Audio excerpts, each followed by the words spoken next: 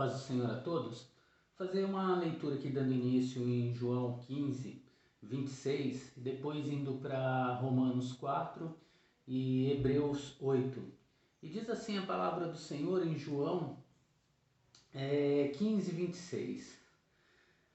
Quando porém vier o Consolador, que eu vos enviarei da parte do Pai, o Espírito da verdade, que dele procede, esse dará testemunho de mim, e vós também testemunhareis, porque estáis comigo desde o princípio.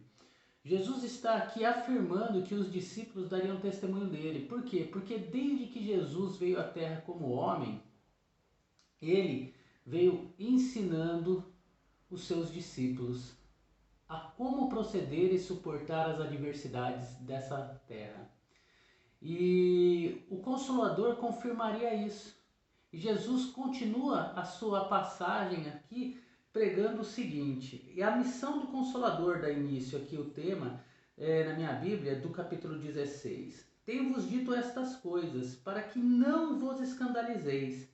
Eles vos expulsarão das sinagogas, mas vem a hora em que todo o que vos matar julgará com isso tributar culto a Deus.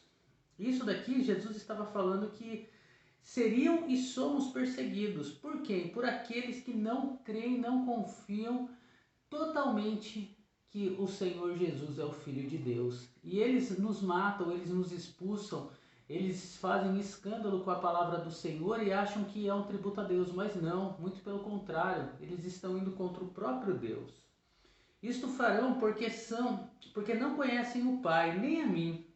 Ora, estas coisas vos tenho dito, para que quando a hora chegar, vos recordeis de que eu vos disse. Não vos disse desde o princípio, porque eu estava convosco.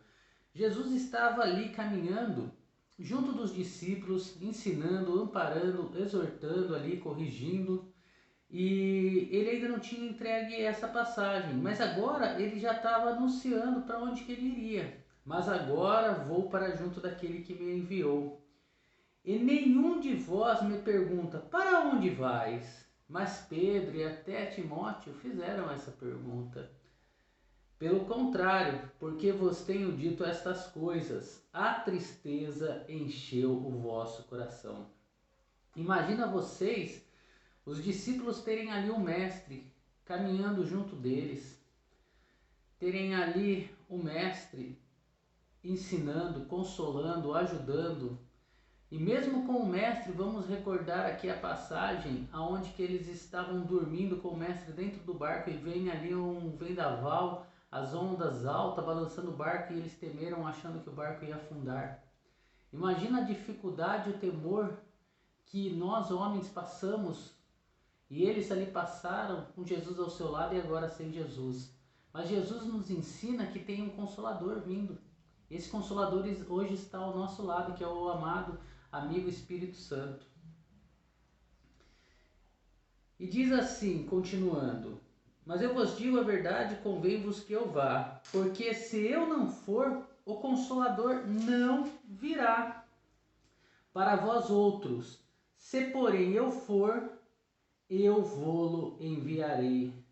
Quando ele vier, convencerá o mundo do pecado, da justiça, do juízo, do pecado, porque não creram em mim. Então olha só, 3 coisas aqui que Deus, o nosso Senhor Jesus Cristo, fala que o Consolador virá e para quê? Primeiro, ele vem para convencer o mundo do pecado. O pecado qual? Porque não creram em Jesus Cristo. Da justiça, porque vou para o Pai e não me vereis mais. Então, tipo assim, a justiça é qual? É que ele vai para o Pai, os discípulos não iriam ver mais, mas o Consolador também vai vir fazer justiça para aqueles que não creram nele e não acreditam que ele foi para Deus. E do juízo, porque o príncipe deste mundo já está julgado. Quem é o príncipe deste mundo? Satanás. e ele já está julgado e condenado, para a honra e glória do nome de Jesus. Então aqui, ó, nas especificações, no ensinamento, diz assim: convencerá o mundo do pecado. Provavelmente não se refere à convicção que conduz ao arrependimento e à salvação, mas à manifestação da culpa inexcusável da humanidade. E continua: a gravidade da incredulidade é salientada em que isso exclua outras formas de pecado. Da justiça: os pecadores não podem ser considerados justos em razão de suas próprias obras, porque muitos acreditam que porque faz algo bom, porque é bom e generoso, o pecado não está mais sobre ele. Mas a palavra do Senhor nunca nos disse isso. A palavra do Senhor nos revela aquilo que eu vou ler logo mais, que não é por obras, mas por fé. Mas somente com base no mérito da obra substitutiva de Cristo. Que obra é essa substitutiva de Cristo? A obra da cruz. A obra de Jesus elimina o pecado, os pecados, e a sua obediência perfeita é considerada como se fosse dos pecadores. É pelo mérito da ressurreição. Em Romanos 4,25, onde eu vou estar lendo logo mais, é que fala sobre isso. E da ascensão de Cristo, que a justificação para os pecadores é atestada.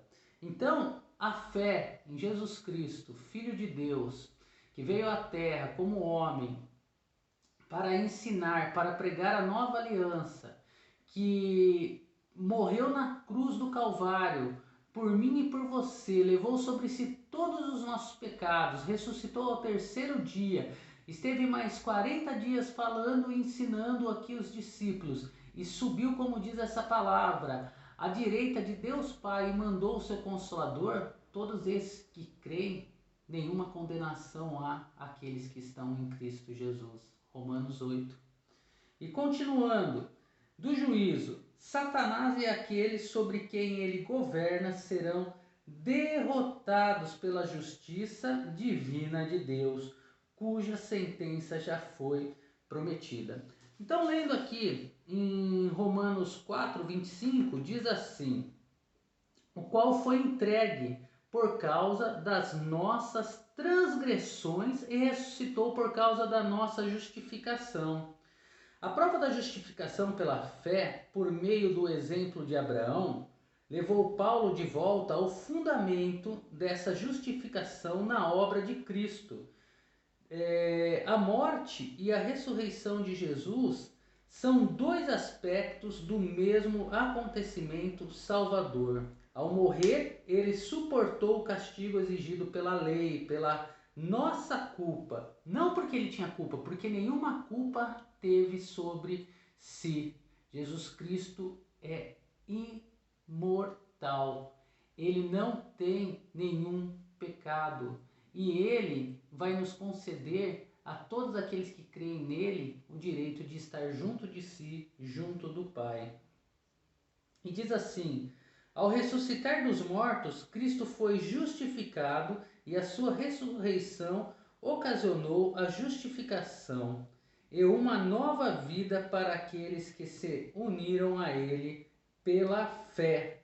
A ressurreição de Cristo também é crucial, porque a nossa posição de justificado é mantida pela sua obra de intercessão permanente no céu. Aí, nós vamos para onde agora? Para Hebreus 8, capítulo inteiro, aonde que vem a nos falar da antiga aliança, aliança da lei, aonde não teve nenhuma vitória, todos erraram, todos pecaram, todos seriam condenados à morte, porque não conseguiram suportar as leis que Deus determinou para Moisés. Não conseguiram vencê-la, porque ninguém consegue. Nenhum ser humano consegue vencer o mal com a sua própria força. Mas através da cruz, da obra da cruz, do que Jesus Cristo fez por nós, nós somos libertos da lei. e nós temos direito, através da graça e da misericórdia, a entrar no reino do céu. E por isso devemos continuar pecando? Não. Mas como eu disse, nós não conseguimos abandonar o pecado pelas nossas próprias forças. Mas através do Consolador que Ele nos enviou, Ele nos revela o pecado. Ele nos ajuda a sermos libertos do pecado. E mesmo que ainda, como vai ser dito aqui nessa palavra, ainda errarmos, o preço foi pago na cruz do Calvário e tem um juiz para nos julgar, tem um advogado para nos defender contra as artimanhas e ciladas de Satanás nos acusando que nós somos dele. Mas nós não pertencemos mais a Satanás, porque nós fomos comprados e lavados e remidos pelo sangue do Cordeiro. E diz assim, Hebreus 8, a antiga aliança era um símbolo transitório da nova, superior e eterna, da qual Cristo é o mediador. Ora, o essencial das coisas que temos dito é que possuímos tal sumo sacerdote que se assentou à destra do trono da majestade nos céus, como ministro do santuário e do verdadeiro tabernáculo que o Senhor erigiu, não o homem, pois todo sumo sacerdote é constituído para oferecer tanto dons como sacrifícios. Por isso, era necessário que também esse sumo sacerdote tivesse o que oferecer. Ora, se ele estivesse na terra, nem mesmo sacerdote seria, visto existirem aqueles que oferecem os dons segundo a lei, os quais ministram em figura e sombra das coisas celestes. Assim como foi Moisés divinamente instituído quando estava para construir o tabernáculo, pois diz ele, vê que faças todas as coisas de acordo com o modelo que lhe foi mostrado ao monte. Agora, com efeito, obteve Jesus ministério tanto mais excelente, quanto é ele também mediador e superior aliança instituída com base em superiores promessas. Porque se aquela primeira aliança tivesse sido sem defeito, confirma aqui as minhas palavras, ela teve defeito, ela teve erros, ela teve falhas, de maneira alguma estaria sendo buscado lugar para uma segunda. Qual a segunda aliança? A segunda aliança é a obra da cruz. Jesus Cristo crucificado, morto, ressuscitado ao terceiro dia. É de fato, repreendendo-os, diz, eis, aí vem dias, diz o Senhor, e firmarei nova aliança com a casa de Israel e com a casa de Judá. Não segundo a aliança que fiz com seus pais, no dia em que os tomei pela mão, mas para os conduzir até fora da terra do Egito. Pois eles não continuaram na minha aliança, e eu não atentei para eles, diz o Senhor. Porque esta é a aliança que firmarei com a casa de Israel. Depois daqueles dias, diz o Senhor, na sua mente imprimirei as minhas leis, também sobre o seu coração as inscreverei, e eu serei o seu Deus, e eles serão o meu povo. E não ensinará jamais cada um ao seu próximo, em cada um ao seu irmão, dizendo, conhece ao Senhor? Porque todos me conhecerão, desde o menor deles até o maior. Essas últimas palavras aqui, o Senhor não está dizendo nos dias de hoje, mas o Senhor está nos confirmando que quando Jesus Cristo voltar, nos resgatar, nos levar para si, destruir Satanás, não precisaremos mais anunciar a palavra do Senhor, porque todos que ali estarão conhecerão a Ele, e Ele colocará sobre nós uma marca, e colocará no nosso coração o amor que Ele sempre mereceu. E continuando, pois para com as suas iniquidades usarei de misericórdia, e dos seus pecados jamais me lembrarei. Quando ele diz nova, torna antiquada a primeira. Ora, aquilo que se torna antiquado e envelhecido está prestes a desaparecer. Em pouco tempo, para a honra e glória do nosso Senhor Jesus Cristo, Ele está voltando. E Ele vai levar os seus e vai deixar muitos que não o reconhecem como o sumo sacerdote, como o Senhor dos senhores, como o Rei dos reis, como o único Deus, o único caminho para chegar a Deus Pai. Que possamos aprender a adorá-lo, a respeitá-lo. Temos falhas, temos erros, mas temos o intercessor, o Espírito Santo, que faz parte da Trindade, para nos auxiliar, nos ajudar, nos capacitar a abandonar os nossos erros e os nossos pecados. Porque pela graça e pela misericórdia somos lavados e remidos através da obra da cruz, mas pela lei somos condenados à morte. Que Deus abençoe